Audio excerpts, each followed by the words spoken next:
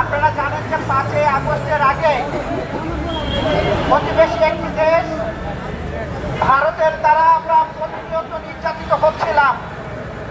আমরা তৎকালীন শুনেছিলাম শেখ হাসিনা বলেছিল, ভারতকে আমরা যা দিয়েছি ভারত সারা জীবন মনে রাখবে। শেখ হাসিনা বাংলাদেশের মানুষের সাথে প্রতারণা করে হাজার হাজার টন ইলিশ মাছ দিয়েছিল, আম দিয়েছিল, বন্দর দিয়েছিল, বাংলাদেশের সকল কিছুকে বাংলাদেশের জনগণকে না জানিয়ে উজাড় করে দিয়েছিল। কিন্তু আমরা ভেবেছিলাম 5ই আগস্টের পরে গত 17 বছর শেখ হাসিনার সঙ্গে যত কালো আইন আছে সকল আইন বিচ্ছিন্ন করবে অন্তর্বর্তী সরকার। কিন্তু আমরা দেখছি অন্তর্বর্তী সরকার জনগণকে কিছু না জানিয়ে তারা একতরফা ভারতের সঙ্গে আবার প্রেম প্রীতি করতে তারা মুক্ত হচ্ছে। আমরা জানি না কিসের জন্য তারা প্রেম করছে, কারণ বাংলাদেশের জনগণ ভারতকে প্রত্যাখ্যান করেছে, ভারতের দালাল শেখ হাসিনাকে প্রত্যাখ্যান করেছে। সেটা অন্তর্বর্তী সরকার বুঝতে পারেনি। বাংলাদেশের মানুষ ইলিশ মাছ খেতে পারছে না, কিন্তু নতুন করে ষড়যন্ত্র দেখতে পাচ্ছি। টনের পর টন ইলিশ মাছ ভারতে রপ্তানি করা হচ্ছে। এই অন্তর্বর্তী সরকারের মধ্যে কিছু উপদেষ্টা ভূত আছে যারা জনগণকে ভয় পায়, যারা ভারতের কাছে তোষামতি করতে চায়, যার ধারাবাহিকতায় তারা জনগণকে না জানিয়ে তারা দিল্লিতে এই অন্তর্বর্তী সরকার ইলিশ মাছ পাঠিয়েছে। আমরা প্রতিবাদ নিন্দা করছি এবং এই ভাষা কোথায় বলবো আমরা জানি না। আমরা ভেবেছিলাম 5ই আগস্টের পরে ভারতের বিরুদ্ধে আমাদের কোনো মানববন্ধন, সভা, সেমিনার, বিক্ষোভ করতে হবে না।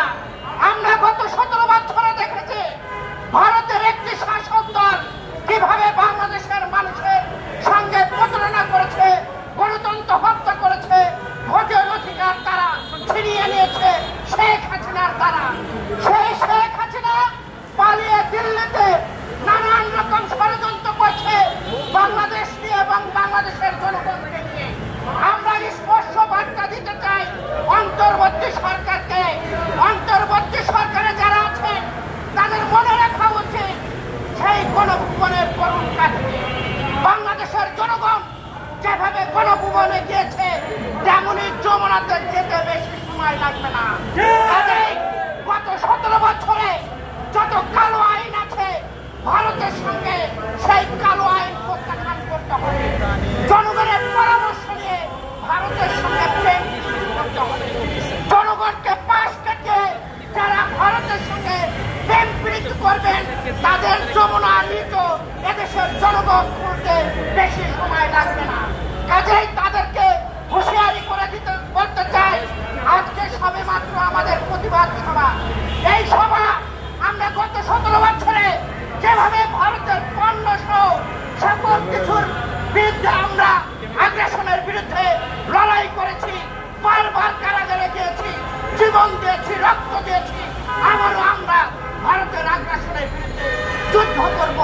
প্রয়োজনে আমরা জীবন দেব, তবু বাংলাদেশের সার্বভৌমত্ব মানচিত্র রক্ষা করে ছাড়ব। অন্তর্বর্তী সরকারকে বলে দিতে চাই, এই কালো আইন যদি আপনারা প্রত্যাহার না করেন তাহলে শেখ হাসিনার দশাও আপনাদের হতে পারে। সকলকে ধন্যবাদ জানিয়ে আমি যে কথাটি বলতে চাই, আজকের যে প্রতিবাদ সভা, এই প্রতিবাদ সভা কোনো ব্যক্তির সভা নয়। এই প্রতিবাদ সভা আপনার আমার গণমাধ্যম বিশ্বলা সকল শ্রেণী পেশার মানুষের প্রতিবাদ সভা। আসুন আমরা কাঁধে কাঁধ মিলিয়ে ভারতের আগ্রাসনের বিরুদ্ধে আমরা লড়ে যাব। সকলকে ধন্যবাদ জানিয়ে আমি আমার কথা শেষ করছি। দেখা হবে রাজপথে, কথা হবে স্লোগানে, হয় লাশ না ইতিহাস। আল্লাহ হাফেজ।